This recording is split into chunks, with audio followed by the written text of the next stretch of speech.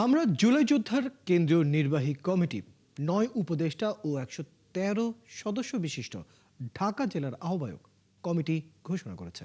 সংগঠনের উপদেষ্টা মণ্ডলীতে রয়েছেন প্রধানমন্ত্রীর রাজনৈতিক উপদেষ্টা ও সংসদ সদস্য মির্জা আব্বাস উদ্দিন আহমেদ, ঢাকা জেলা বিএনপির সাবেক সভাপতি ও সংসদ সদস্য দেওয়ান মোহাম্মদ সালাউদ্দিন বাবু, ঢাকা জেলা বিএনপির সভাপতি ও সংসদ সদস্য খন্দকার আবু আশফাক, সংরক্ষিত নারী আসনের এমপি নিপুণ রায় চৌধুরী, ঢাকা ২০ আসনের এমপি তামজিদ উদ্দিন।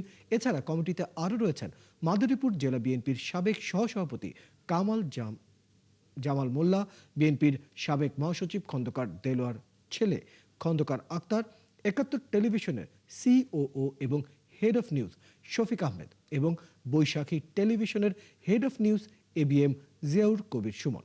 এছাড়া আহ্বায়ক কমিটিতে আছেন জিহাদ নূর চৌধুরী সহ ১১৩ জন।